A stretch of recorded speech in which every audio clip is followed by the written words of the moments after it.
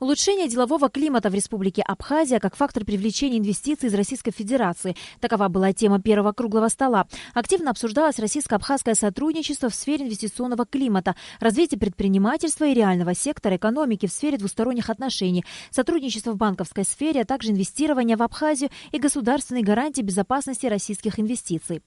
Определив ключевые отрасли, приоритетные отрасли, мы могли бы сами для себя определить потенциальных инвесторов в данных отраслях, исходя из многих факторов, в том числе, например, фактор нашей непризнанности со стороны многих стран-членов ООН.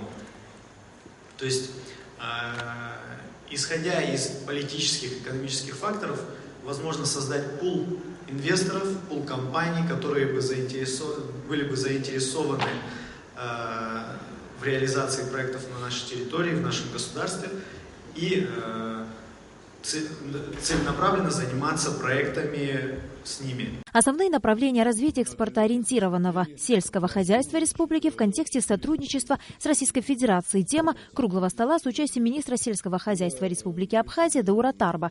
Вопросы развития сотрудничества в области сельского хозяйства, пищевой и перерабатывающей, а также биофармацевтической промышленности. За круглым столом обсуждались вопросы поставки сельскохозяйственной продукции в рамках импортозамещения, проблемы и перспективы, расширение двустороннего сотрудничества в области сельского хозяйства, переработка абхазской плодоовощной продукции, поставки полуфабрикатов, а также создание совместных предприятий по переработке плодоовощной продукции. Конечно, те специальные экономические меры, которые были введены страной, они на самом деле оказали достаточно большую пользу отечественным предпринимателям и по целому ряду категорий, в том числе и овощи, например, удалось увеличить собственное производство, тепличное производство. И доля отечественной продукции, она, в общем-то, достаточно высока. Туризм как основной драйвер развития экономики Республики Абхазия, ориентированный на рынок Российской Федерации. Тема круглого стола с участием замминистра туризма Абхазии Стамура Ахба и президента Российского союза туриндустрии Сергея Шпилько.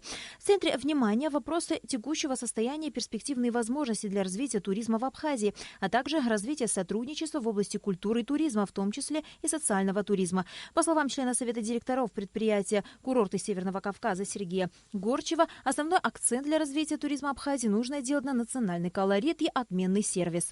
Что обеспечивает конкуренцию? Да, конкуренцию обеспечивает сервис.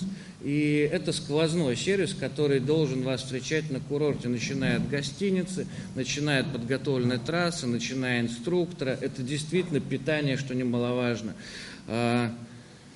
И то, что мы для себя понимаем, это еще так называемое настроение на курорте. То, чего мы пытаемся сегодняшний день достаточно активно, то, чем начинаем достаточно активно заниматься и занимаемся, это различные ивент-мероприятия, которые финансируем мы как управляющая компания, для того, чтобы турист, когда он приезжал на курорт, его не только вкусно кормили, да, у него не только вовремя убирались, да, он не только ездил по хорошей трассе, но когда он спускается, он понимал, что рядом с ним присутствует анимация, ему весело, хорошая музыка, он может поучаствовать в конкурсах, и он вовлечен, на самом деле, получается, в жизнь этого курорта. Экономическое развитие в условиях внешнеполитических санкций. Опыт Республики Абхазия и Республики Южная Осетия обсуждались за круглым столом с участием заместителя министра иностранных дел Республики Абхазия Кана Таня и директора Департамента развития межрегионального и приграничного сотрудничества Минэкономики России Рафаэла Абрамяна. Не менее важной темой круглого стола с участием вице-премьера Абхазии Беслана Эшба и генерального директора предприятия Россети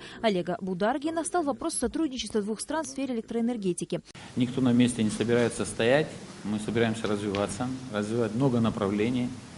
Это и туристическое направление, строительство гостиниц, отелей, и перерабатывающая промышленность, и сельское хозяйство.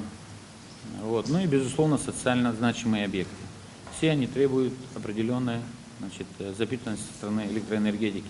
По словам Олега Бударгина, интеграция энергосистем двух стран в рамках инвестпрограммы необходима для того, чтобы повысить надежность работы и свести риск потери к минимуму. Глава РУП Черноморэнерго Аслан Басари отметил, что абхазская сторона готова к интеграции в области технической составляющей, но к интеграции хозяйственной нужно подойти очень тщательно. Конечно, на сегодняшний день говорить о некой интеграции, мы можем обсуждать и начинать обсуждение этих вопросов, но тем не менее мы очень аккуратно подходим к этим задачам. потому что они вызывают, во-первых, неоднозначную реакцию, в том числе и нашего населения, и в том числе и у тех или иных людей, которые ответственны за те или иные отрасли. Но, тем не менее, разговор должен состояться. Мало того, если мы говорим об объединении наших усилий в рамках технических и технологических процессов, в интеграции это один разговор. Что касается непосредственно интеграции хозяйственной, здесь, наверное, нам нужно быть очень аккуратными в этих вопросах и очень тщательно либо отрабатывать и согласовывать эти моменты, либо вообще воздержаться от каких-то принятий решений. Далее 7-й Абхазо-Российский деловой форум продолжит свою работу.